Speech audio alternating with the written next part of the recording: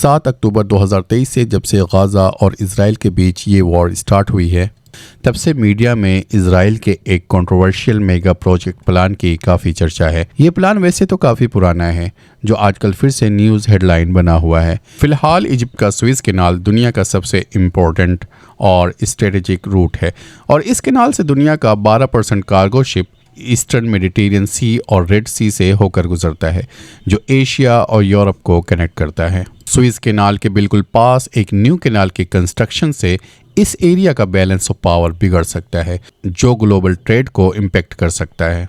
Israel का Suez canal के बिल्कुल पास में न्यू कैनाल को बिल्ड करने का आइडिया वैसे तो काफ़ी सालों पुराना है, आजकल फिर खबरों में छाया हुआ है। ये कैनाल गाज़ा के थ्रू होकर गुजरेगी। क्या जो गाज़ा में वॉर चल रही है वो इस कैनाल की वजह से हो रही है या इसकी कोई और वजह है? IR रिसर्च सेंटर में आपका वेलकम है। आइए इस मेगा प्रोजेक्ट को डिटेल में जानने की कोशिश करते हैं और ये जानते हैं कि इसके पीछे का क्या मोटिव है। इससे पहले कि हम इस प्रपोज कैनाल के बारे में जानें, उससे पहले हम कुछ बातें सुएज़ कैनाल के बारे में जान लेते हैं। सुएज़ कैनाल एक मैन मेड कैनाल है जो रेड सी को मेडिटेरियन सी से जोड़ता है और यूरोप और एशिया को एक शॉर्टकट रूट प्रोवाइड करता है। सुएज़ कैनाल का कंस्ट्रक्शन एक मैसिव इंजीनियरिंग प्रोजेक्ट माना जाता है, जिसमें 10 साल से ज़्यादा टाइम लगा और लाखों मजदूरों ने इस कंस्ट्रक्शन में हिस्सा लिया। सुएज़ कैनाल को ऑफिशियली नवंबर 1869 में खोल दिया गया। इस कैनाल को एक बहुत बड़ी कामयाबी के तौर पर देखा जाता है, जिसकी वजह से यूरोप और एशिया के बीच में कई हजार किलोमीटर तक की दूरी काफ़ी कम हो गई और इजिप्ट के साथ इस रीजन के कई सारी कंट्रीज़ को इस कैनाल के बनने से काफ़ी इकोनॉमिक फ़ायदा हासिल हुआ। आज सुएज़ कैनाल दुनिया का सबसे इम्पोर्टेंट समुद्री रास्ता माना जाता है, जो हर साल कई मिलियन टन कार्गो शिप को हैंडल करता है, जो ग्लोबल ट्रेड और ट्रांसपोर्टेशन में काफ़ी इम्पोर्टेंट रोल प्ले करता है। सुएज़ कैनाल की वजह से इजिप्ट को हर साल 9 बिलियन USD का रेवेन्यू जनरेट होता है। अगर सुएज़ कैनाल के पास कोई दूसरा कैनाल बनता है तो इससे इजिप्ट की इकोनॉमी को काफ़ी नुकसान पहुंचेगा। इजराइल के बेन गोरियन कैनाल का आइडिया ईयर 1800 से ही चला आ रहा है, जब ब्रिटिशर्स ने इस कैनाल को रेड सी से डेड सी के थ्रू बनाने का प्रपोजल रखा। 1855 में विलियम एलेन, जो कि एक ब्रिटिश ऑफिसर थे, उन्होंने सुएज़ कैनाल का एक अल्टरनेटिव कैनाल बनाने का प्रपोजल रखा। इस प्रपोजल में रेड सी, डेड सी और मेडिटेरियन सी को इस कैनाल से कनेक्ट करने का प्लान था, जो कि सुएज़ कैनाल के कंपैरिजन में काफ़ी सस्ता होता। ये कैनाल मेडिटेरेनियन सी को गल्फ ऑफ अक़बा के थ्रू कनेक्ट करता।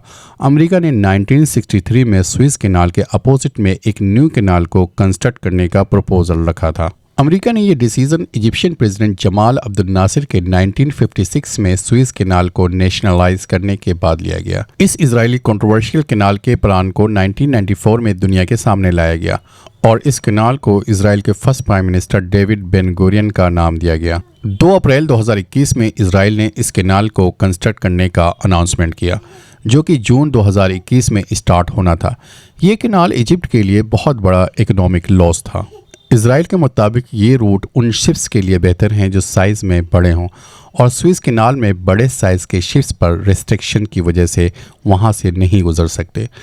अगर ये कैनाल बनता है तो ये 293 किलोमीटर लंबा होगा और 193 किलोमीटर लंबी सुएज़ कैनाल का 1/3 होगा। इसके कंस्ट्रक्शन में 55 बिलियन USD का खर्च आएगा। जो भी इस कैनाल पर कंट्रोल करेगा वह वर्ल्ड के ऑयल, ग्रेन और शिपिंग की ग्लोबल सप्लाई पर इन्फ्लुएंस करेगा।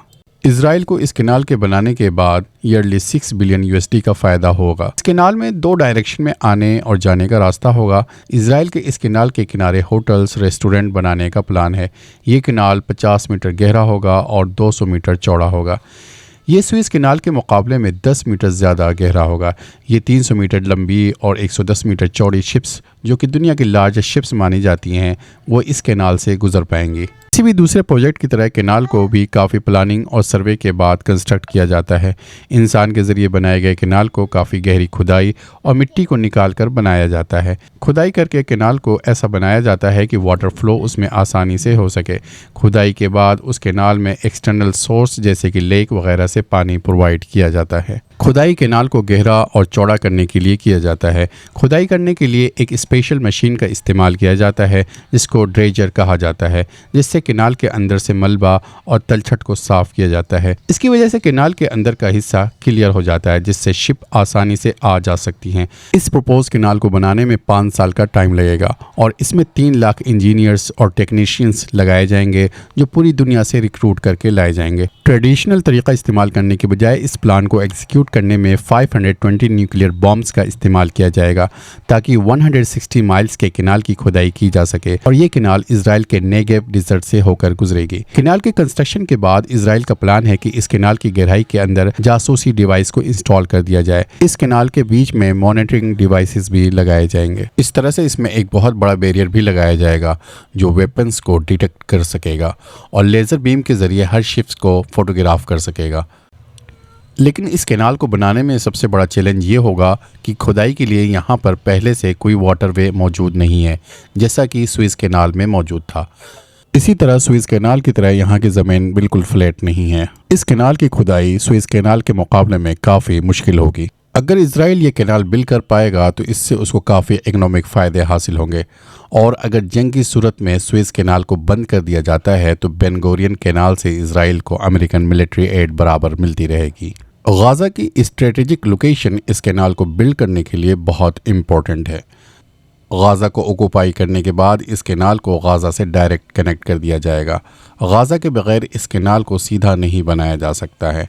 इस केनाल से इजराइल को एनुअल कई बिलियन डॉलर्स का फ़ायदा होगा और स्ट्रेटेजिकली इजराइल इस रीजन में इस केनाल की वजह से एक इम्पॉर्टेंट कंट्री बन जाएगा।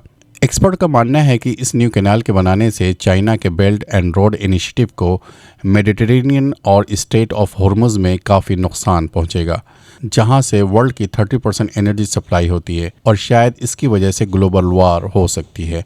आपका इसके बारे में क्या ख्याल है? क्या ये केनाल बनाना पॉसिबल है? कमेंट में ज़रूर बताएं।